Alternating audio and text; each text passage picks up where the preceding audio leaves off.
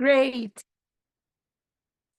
So I'll be timing you and I'll post time cues in the chat, but I may not be as effective as I wish I were in posting those. So please do time yourselves and time others. I wish you the best of luck in this round. And we begin this debate by calling on the Prime Minister. Hear, hear.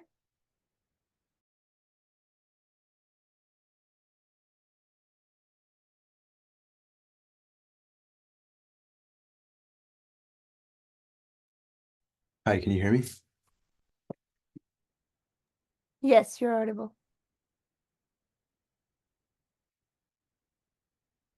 Okay.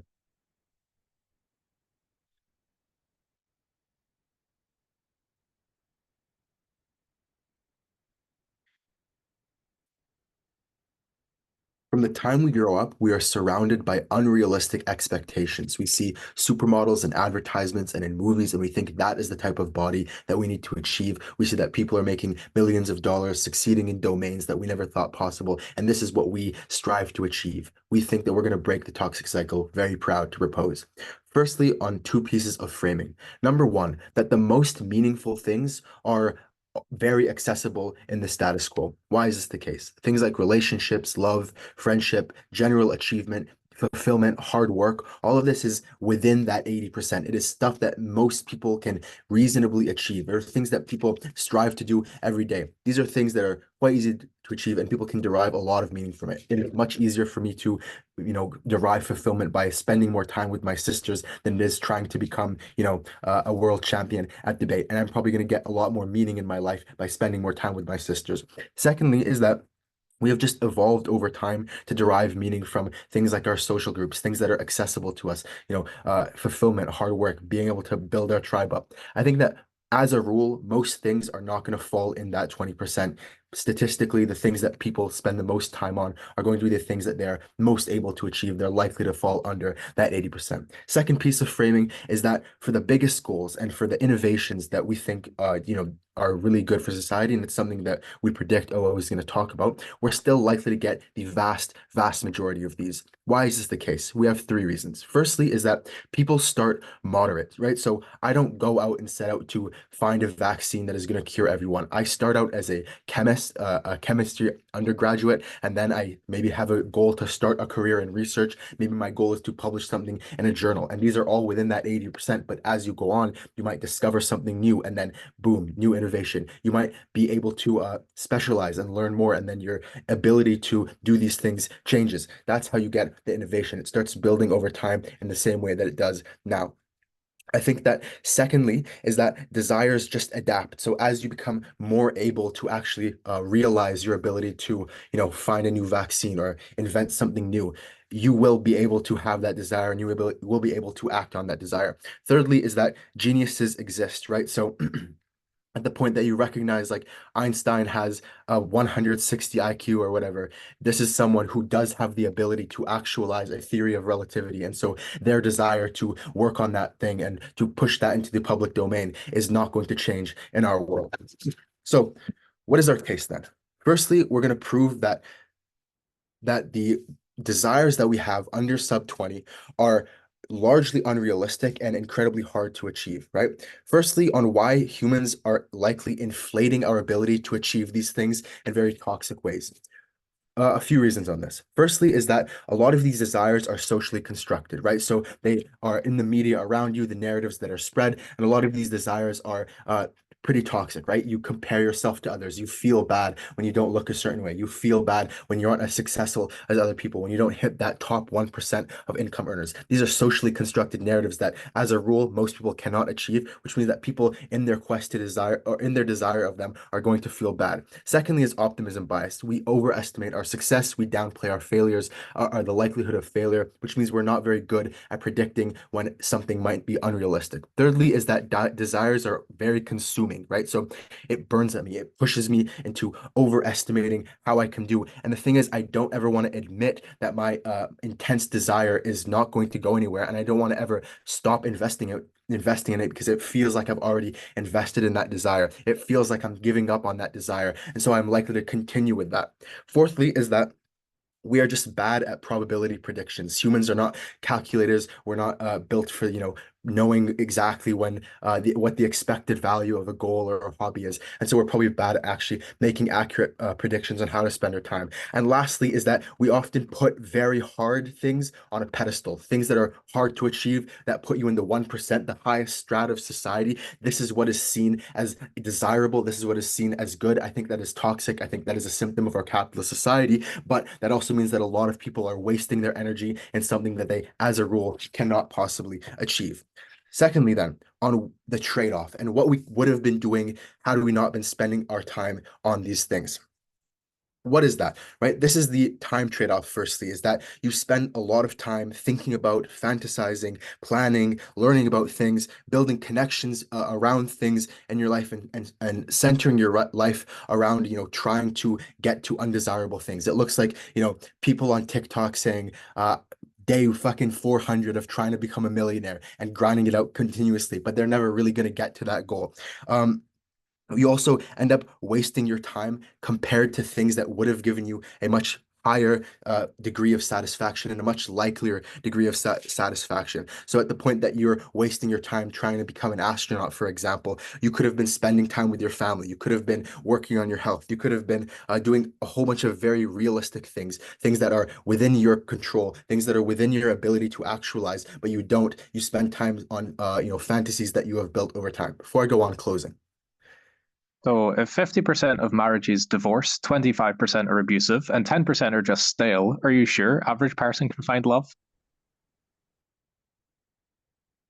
I mean, I think so. I think that the premise that you have to prove then is that over 80 finding love is a one in a million, and it doesn't happen in many cases. I know many people in very successful relationships. I've had many relationships that I've found fulfillment in, and even if they don't work out, I still derive a lot of fulfillment within those relationships. And maybe if the fucking husbands weren't off trying to become astronauts or becoming millionaires, they would have spent more time with their fucking wives, and building that relationship wouldn't have had a divorce. Okay, so what happens and why is this so harmful? Why do we avoid those harms? I think that trying and failing is just bad, and it's harmful, and it creates a lot of negative effects. Firstly, it causes you to doubt yourself and makes you have lower self-esteem and less ability to actualize things in different domains that might have been more realistic. Secondly, is that there's just a lot of pain at the point that you've built up this desire for so long and you're unable to actualize that, you're unable to get it. Note that this scales. The higher you desire this, at the point that you can't fail, you can't succeed, the harder it feels when you fall and you fail.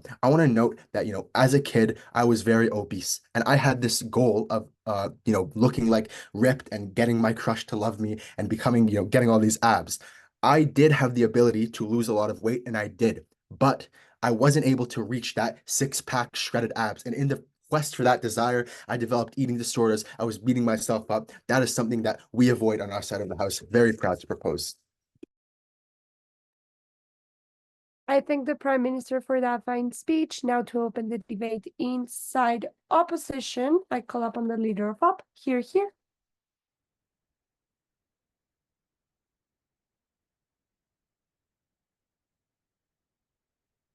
You can hear me all right? Yep. Perfect.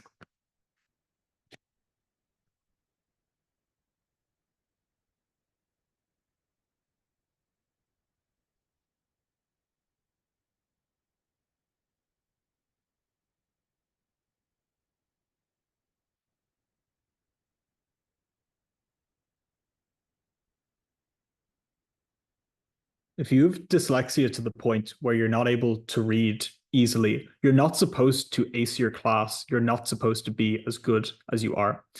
Every single person has a friend like mine, one who was told and inculcated from a young age that they would not be at the height of their potential, but was able to reach that potential and was all the better for it.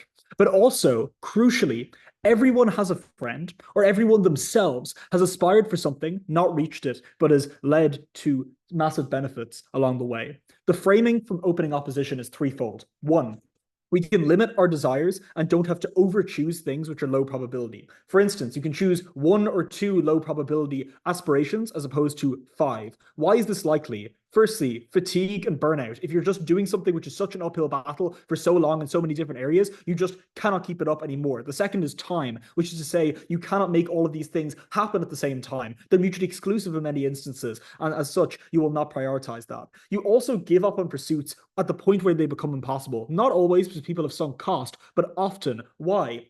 Because there are pressures from people around you. For instance, when I was younger, I really, really wanted to coach the Leinster rugby team, right? I thought it'd be fantastic because I was in like a private school in South Dublin. But after I got concussed a few times and dropped on my head, I was told I'd never make it as a rugby player. My parents said, hey, maybe give it up and try that debating thing. And as a result, you decide to pull back from this.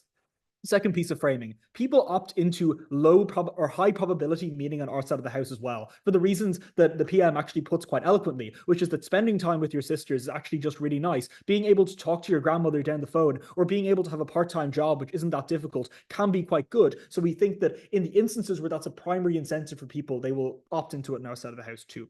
The third thing to say is the utility is somewhat objective, which is to say, yes, we set ourselves in terms of our aspirations relative to others, and we are happier if we achieve things that were above our expectations, and less happy if we achieve things below them. However, there's a degree to which if I am certain that I'm going to go out and be able to breathe today, I'm going to be able to wake up today, I'm going to be able to sweep the floor today, that's not going to give me as much validation as being able to spend a great time with somebody who I haven't seen in a while, rekindling a friendship, which is low probability of getting back. We think that utility is just better, even if it is relatively more likely to happen or less likely to happen. Said 3 arguments. 1, the pursuit of the 20% chance is meaningful. There are 2 simple claims here. The first is that, and this is taking them at their best, if you fail, at least you tried on that way. At least you're able to look back at that pursuit and say, I did something which I thought was meaningful for me. I took steps going towards that. I actualized my identity. And if you fail, you can look retrospectively as a coping mechanism to say this was something that brought me to the next step. How many times have you heard people say, yes, I made that mistake when I was younger. Yes, I invested in that company I never should have. I was in that job that I thought that I might have wanted, but I didn't. But that made me the person I was today. We think that that is something which people find incredibly meaningful. The second thing to say, and this is where the objective utility framing is very important, is that even if you fail, the skill set you get while attempting is higher. So if I really want to work at the UN as an ambassador, I network, I go out and I research, I speak with other people who have that aspiration, I work harder in my degree, I make friends who could potentially be beneficial for me in the future. If you aim lower, you don't get these things. This is the comparative, which is to say, if you aim for a higher goal, it necessitates greater work. So to justify to yourself that you could get it, you need to put in that initial work. We think that it's the shoot for the moon and land on the stars sort of thing, right? Which is to say, just even trying really, really hard means you have greater opportunities going forward. What this means is that you have the propensity for greater utility. It means that, notice that 20% is not fixed through my life. When I was a baby, I was on a 0% chance of being able to give this speech. Now I have an 80% chance or 90%, well, 100% chance of giving it, for fuck's sake. Anyways, but it goes relative, which means that if you increase your skill level, you increase the set of things you're able to do, which means you can aspire to more things. The second argument then is that achieving the 20% is good. Notice we're given this for free by the motion, right? These are things that could be achieved in 1 in 5 cases. Why is it good to achieve these sorts of things? Firstly, people are happy because they achieve something which is more difficult. You get the job no one thought you could. You graduate as the top student in your year, despite that dyslexia. And also, we think that this is better than just achieving the goals you set on their side of the house for 3 comparative reasons. The first is that there's additional emotional support. People are proud you did the impossible. No one's proud of me for getting out to the bus today. They're proud of me for getting to this point in the competition. The second thing to say is it raises your ceiling, as I previously flagged. You can aspire to more. And third, because resilience is particularly important, the third thing is that you can inspire those around you. Your smiles illuminate them. I think that if my friend was to see, who I'm talking about, was to see this speech and see how proud I am of them, we think that would make him particularly happy. We think that when other people are happy for you, that makes you happy. With that said, the second layer to this argument is the macro level societal push. Note, this doesn't need to be as high burden as creating an artificial general intelligence that saves a country, right? It can just be that I aimed to get a job that was much harder than I thought. And now that I got it in that small percentage chance, I have more money to give to my kids so they can go to college. We think that it also can be in those sorts of low probability instances, like using stem cells to solve cancer. I'll talk about those cases, but before that, CG. OG. Not everyone can be in the 1%, but most people can spend more time with their siblings and would have gotten way more meaning and happiness if they hadn't wasted time chasing fantasies constructed by evil capitalist societies. Sure, this is your argument reiterated, Rumen away against it. That's fine. Right. In terms of the things that you can aim towards, like the bigger breakthroughs, like curing cancer, like being able to make breakthroughs in physics, which mean that we can go to different planets and stuff like this. We think that opening opposition says that this can be built over time. Two things to say. Firstly, not always. Like Musk wants a colony on Mars from day one, as opposed to wanting to do this like maybe just through accidental discoveries. The second is, at their very best, they concede a time lag, which is to say that people wanted to cure these diseases far later, at the point at which it was more beneficial, which means that if loads of people are on our side, way more people are trying to solve this low probability problem, it is much likelier to get solved. That's the mechanism here. Third case quickly, this locked people in economic and social deprivation. The claim here is that you don't have to be happy to think that your aspirations are unreasonable. You can be really fucking miserable and still think you can't get better. For people who are really poor, you think, I can never get out of this poverty and deprivation. That doesn't make you happy, it makes you nihilistic. We think this is the other side of this equation, because when you set your sights to the floor, it doesn't mean that you're sitting on the ceiling. The last bit, the implication of this entire case then is that in success, in failure, in society and individually, we get more benefits for everyone. For all these reasons, because the person who is not able to read easily should still pick up that book, we are very proud to oppose. Thank you. I thank the leader of opposition for that fine speech. Now, to continue with the case of open government, I call upon the Deputy Prime Minister. Here.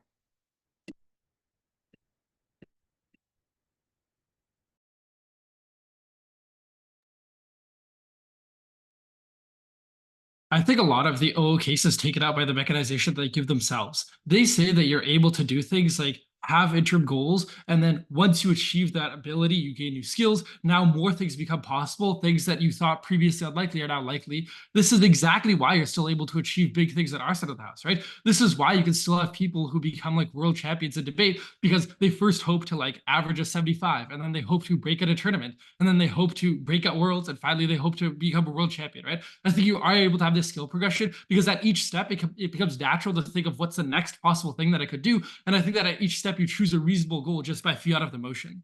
What this means then is that you still can have a lot of the social implications that we talked about. You could still get a promotion at work. You could still get things like scientific discoveries. Note that Nobel Prize winners oftentimes don't publish research trying to get a Nobel Prize. They just publish research that they think is interesting and productive, and their desire is to make a productive contribution to the field, something that's relatively likely, and they incidentally become very useful, incidentally get a Nobel Prize. We feel that this is a type of scientific innovation that characterizes a lot of what happens in the status quo and will continue to happen at our side of the house.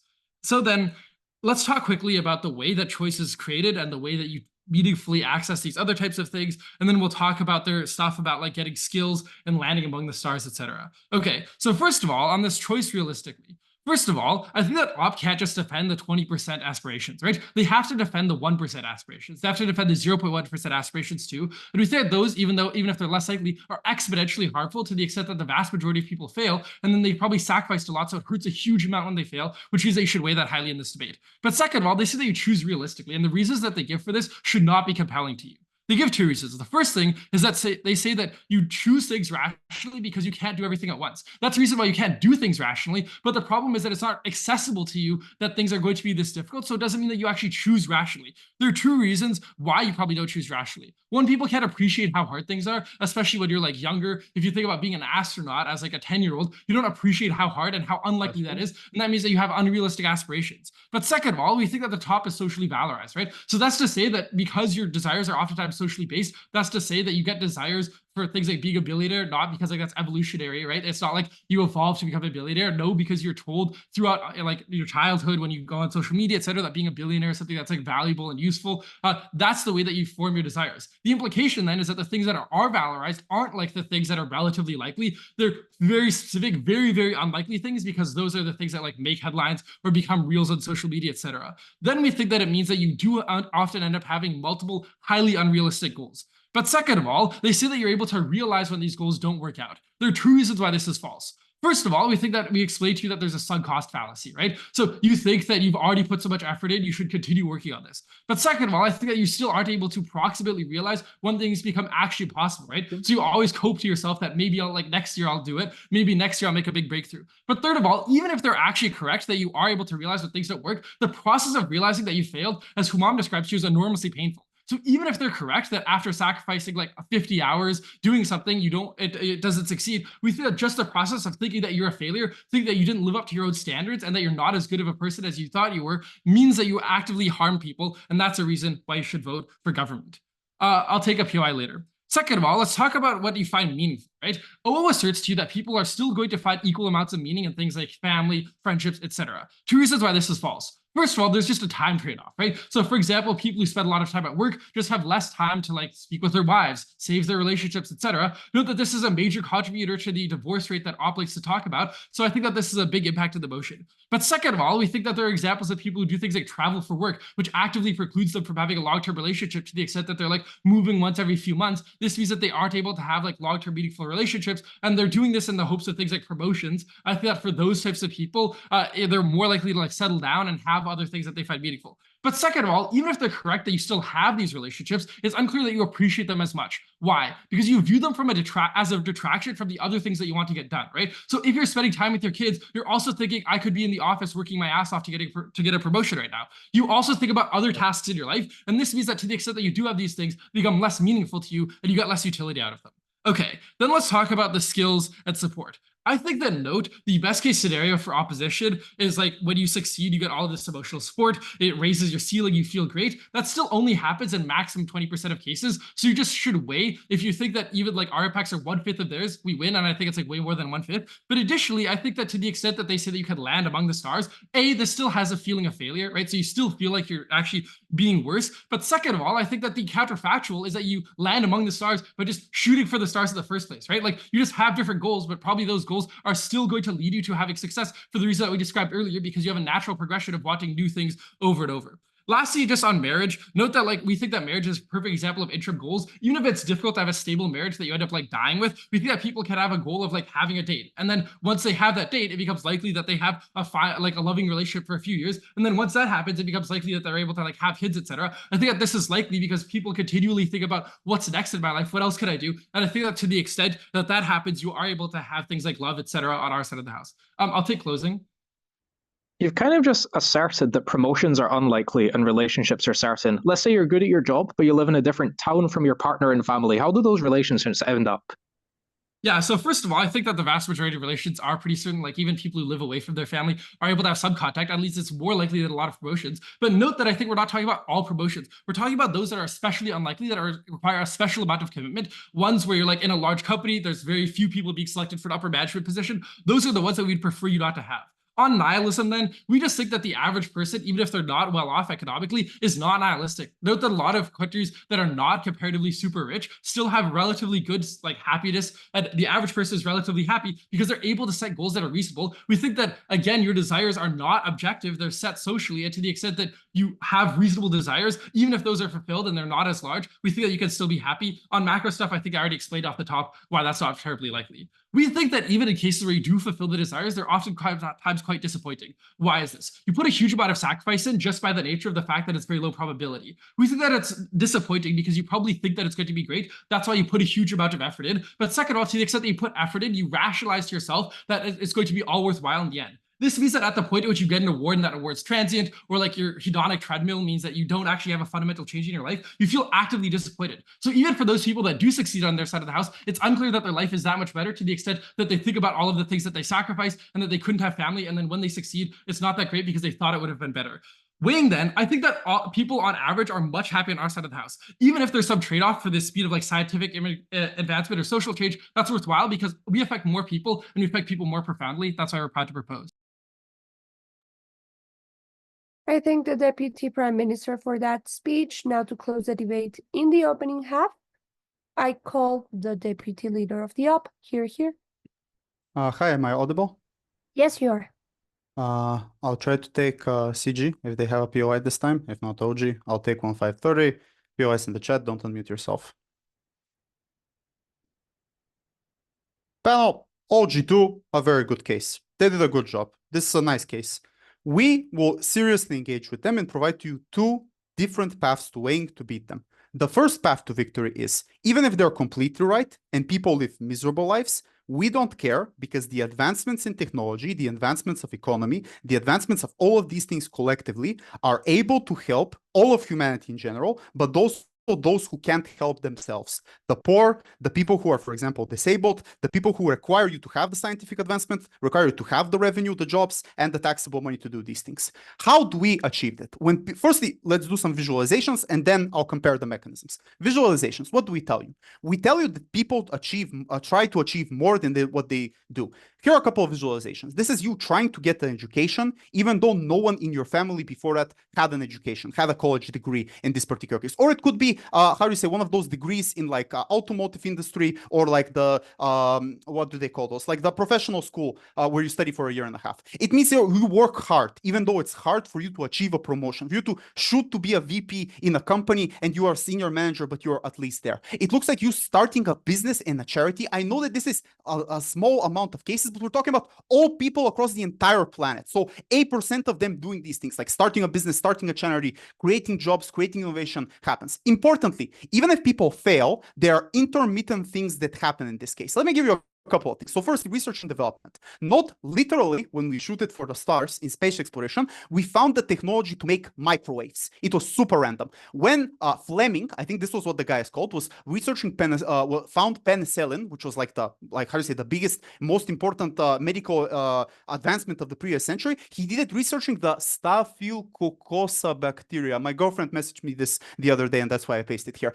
Broadly speaking, innovation is random. We don't know what is the next future innovation. Thus, we need people to do these things in order to find it along the way. But secondly, maybe you could have wanted to have a $500 million business and you only got a $10 million business. That's 10 million plus in the economy, more services, more optimizations. And, you know, just graduating, just advancing yourself is a pretty big impact. Now, let's get into the mechanisms here. They say we can go down and go to the middle and upwards. We say you have to go up and reach the middle. This is basically broadly the mechanisms. Why are our mechanisms asymmetrical to theirs? The first reason is people broadly don't know what they're capable of. Think about the type of society that we live in, where your parents have told you, find a stable job, it's a bad idea to become an artist. Where your parents tell you, get a good career, don't start their business. Where wider society tells you, do the safe thing, don't do these things in this case. This is externally, but you also have your own self-doubt, right? I think it's pretty inbuilt in people. You felt this emotion where you've doubted yourself in doing these things. You felt that you can't achieve these type of things. It's an emotional feeling that all of us get when we take this risk, when we take this leap of faith. Now, this is the important thing. On our side, when people strive to do these things, this leap is done. You jump and you do it. On their side, these pushes and pressures couple over you, and you always remain in the lower end. You never achieve the middle. But secondly, trivially, you simply have limited time as we characterize. As you grow older, other things happen. You have a mortgage, you have a family, your parents grow older and you have to take care of them. More and more, you can't do these things. You become also weaker. You have lesser mental capacity, you have lesser physical capacity. But you know what's the worst thing? You get compliant.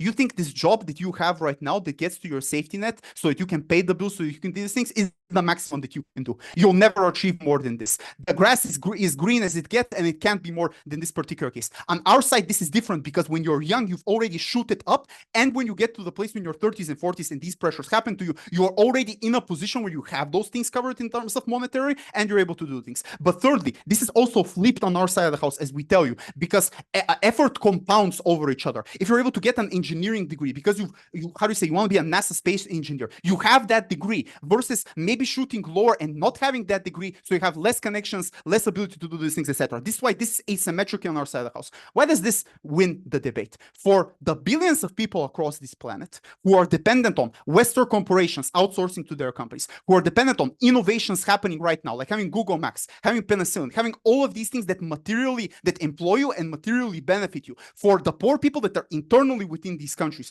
who are completely dependent, they cannot help themselves, this is the way that you help them, by making cheaper goods, by optimizing capitalism, by doing this. But secondly, the economy is simply bigger. This means that you can, even if you don't change taxes, you have a more greater pool of taxes that you can redistribute to people, that you can fund healthcare, that you can fund education, you have greater ability towards these people. Even if people are sad, it doesn't matter if we're able to help all of these people who are much more vulnerable, who have the greater capacity to be improved by optimizing this. But secondly, and here I go to the second path to victory, I don't agree that they win on this clash. Because what do they say? You feel bad, but there are two ways we can mitigate this. Firstly, people have compensatory mechanisms. You can go to therapy, you can grab a beer, you can simply relax. There are ways for you to trial down when the burnout is happening to you. Note, most people understand the connection that in order to be productive, you need to get sleep. You need to get some kind of physical goodness, stability within you. Secondly, as we characterize, we don't have to support the most scandalous version of this. They say you don't pick rationally, but note,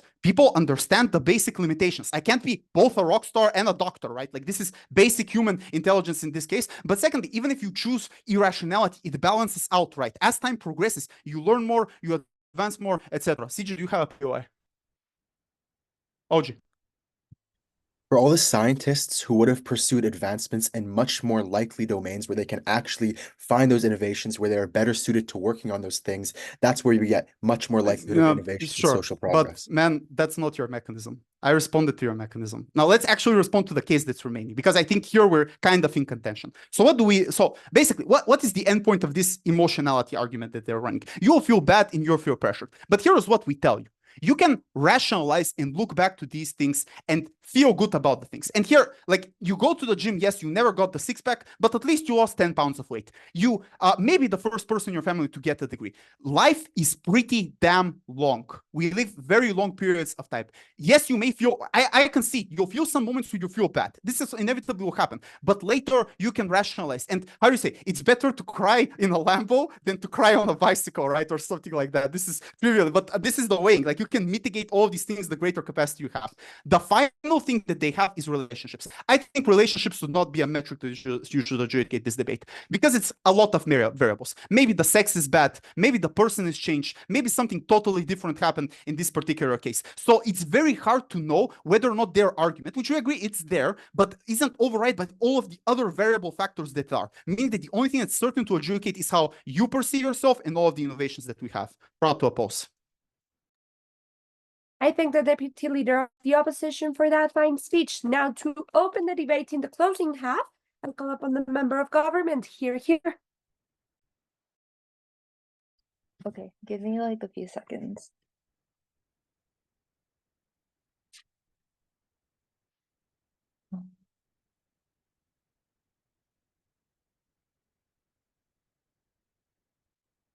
Oh, can everybody hear me okay?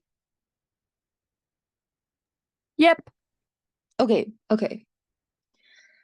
Timer starts in 3, 2, 1. Yes, I would really like to win this debate. I would really also like to do well on my midterm that's in 2 hours, but really life can just be fuck it, we ball, right? So I'm just going to forget about these. I'm going to settle for a compromise. I'm going to settle for the fact that I'm probably not going to do super well because I'm just a shitty Nov, and like I'm against like people who are just more experienced than me and more better than me. And you know what? That's fine, right? I'm willing to settle for that compromise. I'm just going to have fun with the debate. Instead of me thinking about like those 0.1% chance that I as a Nov will be able to win against top debaters, I think it's better for me to just let it go and accept it.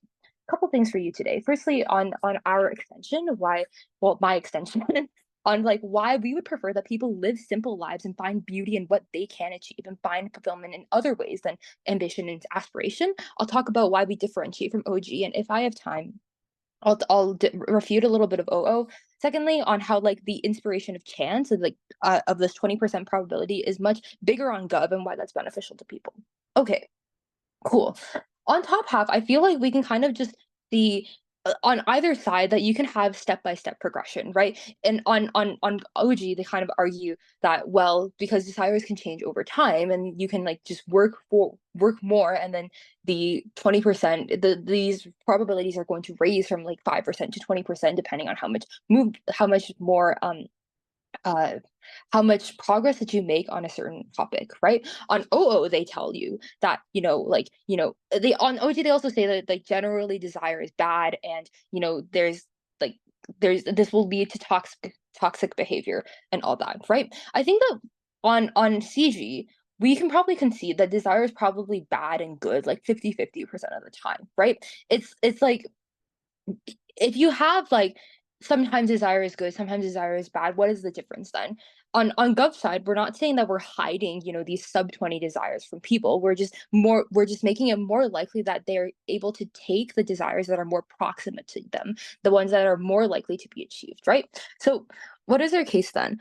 That like we would prefer that people just live like put more appreciation into the things that they're able to achieve and find beauty in what they can achieve. This is unique because when they're not blinded by things like aspiration and ambition, but trying to pursue goals that they're very unlikely for them to achieve, they're more likely to, they're actually more likely to take these steps forward as OG outlined because, they're willing to settle for and compromise for the little victories along the way rather than just like, wanting to chase like a 1% probability or whatever. We would say, how does this happen then? Firstly, on a couple mechanisms for you. Firstly, on that the fact that like the 80% failure rate is decently big, right? We assume that on this way you're going to face some degree of failure. No POI, please. You're going to gain some degree of character development from this, right? Because you're going to be facing failure most like a significant amount of the time. You're going to like want to reflect on yourself. You want to think about like what you did right, what you did wrong, right? For example, like I'm a knob. I'm debating. I know that I'm not going to go up against my club president and win, right? But I appreciate the fact that she took me to this tournament. I appreciate that she's taught me things. She's given me feedback along the way so that I'm able to like not cry during this speech right now. Okay. But also I think that 80% like failure rate is big enough that you're not going to be super depressed about it if you fail, right? I think that like yes, you're probably going to win 20% of the time, and that's like fine. You can ride that high of like winning that 20%. But I think that's able to counterbalance like the 80% of the time where you're kind of failing this. I think this is the way in which you get character development. I think when you're able to get a taste of victory and actually have a chance of getting that taste of victory a couple times in your life, you're more motivated to go for, like to go for it and continue working on yourself so that you can taste that victory again. How is it different on upside of the house, right? When you have, like a desire that is just very out there and you set the bar super high for yourself, right? I think that when you have failure continuously, I like 99% of the time, 1.1% of the and you're only winning like 1% of the time. I think this like success that is able to motivate you to take the steps that opposition wants to tell you so that you can feasibly take on their side of the house. I think you're much less motivated to do so because you're always going to be failing. You're almost always going to be failing, right? Think about it like gacha, right? Like I have a 1% chance of rolling like a 5-star on my gacha and like a 99% chance of not rolling that 5-star. It's going to be very difficult for me then to get that 1%. I'm just going to keep failing. But that's different in life because I can't make a 10 roll on life. I have to like put time and effort into doing things that that will actually like increase my chances, whereas like it's you're not just able to achieve that same degree of motivation. You're more likely to be depressed. You're more likely to have these like mental harms that on opposition side of the house. Yeah, sure. A lot of attainable things are toxic. Most people can get skinnier and comply with body norms, even if it's not the top model, and that's also brutal. Okay. But like they're Yes, but they're doing so. They're doing these toxic things in pursuit of like a slim chance that they're going to be like, they because they view that thing as something that is they want to attain, right? Whereas on our side of the house, when you see that like, this model body type, this like unrealistic thing is like unattainable for you, I think you're more likely to seek out things that are more attainable for you, that you're more likely to find people who are like similar body type as you and then like follow their journeys and like go to the gym as well, be inspired by things that are more proximate to you rather than things that are like more far off. So actually okay, yeah, the impacts of this, cool. Okay, firstly, this is good for you to appreciate what you kind of have, your journey, what you've learned. I think these are just the opposite benefits that we're able to achieve on our side of the house, because we tell you the mechanism is motivation. We tell you the mechanism to get these steps and to, you know, achieve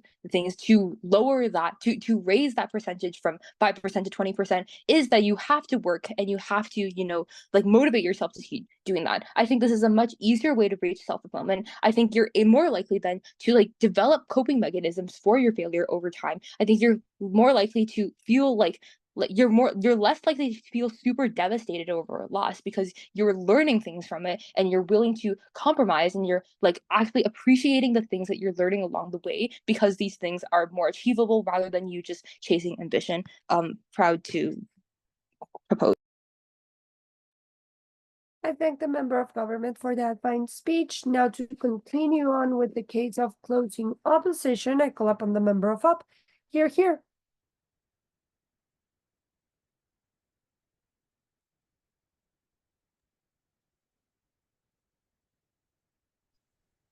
Okay, am I audible? Yes, you are. In retrospect, I'd actually like to just withdraw consent for the recording, if that's okay.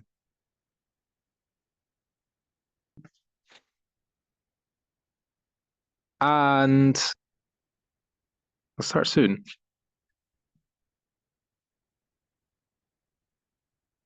Starting with opening government, but at the top of this, I want to weigh versus all of top half, because much of the material on top half, but particularly OG, affects people who are very privileged. They talk much about people attaining promotions, about people who have families. This is not true for all people, but note when you're talking about privileged people, these are situations which are win-win. To aim to start a business is a win. To spend more time with your family is a win. People are choosing between two good things. This utility trade-off, compared to the people Jack talks about, is less important because both outcomes are good. Second thing is privileged people have access to incremental improvement. Whether OG are right to say you can climb the ladder rung by rung and this can engender improvement. OO are right to say you can aim for the highest rung and find cool things along the way. But there are many people who don't have access to that first rung in the first place, to which we say they deserve hope as well. The winning case is hence that. DPM says the hedonic treadmill exists, but this isn't a rebuttal against op, it's a rebuttal against happiness, and undermines their own case, because OG also want people to be happy, and there's also a hedonic treadmill to improving relations with your family, and whatever they say is likely to be more common on their side. But I think, but beyond this, Prime Minister also says people feel bad when they fail. This is really important when interacting with Jack's case, because in many cases, the people in Jack's case will fail when they attempt to change things. So let's respond. DLO says you have a compensatory mechanism. This is kind of symmetric. You can compensate on either side. The better response is to say that failure will still happen on government side, but you feel worse when you do fail. So the compensatory mechanism on Gov is insufficient, but it is sufficient on our side. That is, when you fail at something that is improbable, you can feel fine. That wasn't very likely to begin with. But when you fail at something which is probable, that feels worse. The more core a desire is that is being fulfilled, the more objective the happiness then. That is, heat is enjoyed more people by Xboxes. Therefore, it is important that people actually do feel like they're able to rationalize and compensate for when they fail, because it wasn't likely to begin with. In terms to intensify this, more people are going for more probable things on Gov side. So those things are harder to accomplish than they would have otherwise been, but you feel just as stupid when you fail. How does hope then interact with relationships? We give a couple of POIs that really call into question the certainty of relationships, so I'm somewhat unclear in how many cases this is even on their side. But their best case is you spend more time with people in the immediate and help more people in the immediate. You may focus, as Jack tells you, on healing your sibling to get them through a bomb raid instead of praying. But what we tell you is the praying is what gave the healing the meaning in the first place. The war may be unlikely to end on either side, but if you're likely to live 6 months longer, we would prefer you live 3 months longer, but you felt hope within those 3 months. And that's a trade-off we're very happy to have. final things on OG. They say things like optimism, sunk cost fallacy, Dunning-Kruger effect, you overestimate yourself. I just think there are reasons that all of these things would continue to exist even if you didn't feel the desire of like the improbable. Because all you need to do to unlock these things is you just need to overestimate yourself to be slightly above average. These are things which can unlock even if you go for a 25% or a 33% probability thing. I don't think these are instrumental to proving Gov case. Let's talk about OO, particularly DLO's two pathways to improve underprivileged people's lives. And those are 1, technology and innovation proliferates down to people who are poor, and 2, people feel incentivized to socially climb out of their conditions and they reject complacency. 4 articles of weighing on this then. The first is on vulnerability. That is to say that in places like Gaza, they cannot get the iPhone or these technological advancements, but they can feel hope. This matters because the betterment of more underprivileged people matters, not just in terms of number, but the improvement of the most vulnerable of those vulnerable people. So as soon as DLO accepts improving underprivileged people's lives to begin with as a metric, to help the underprivileged of those underprivileged is more so fulfilling that burden. The second thing is uncertainty.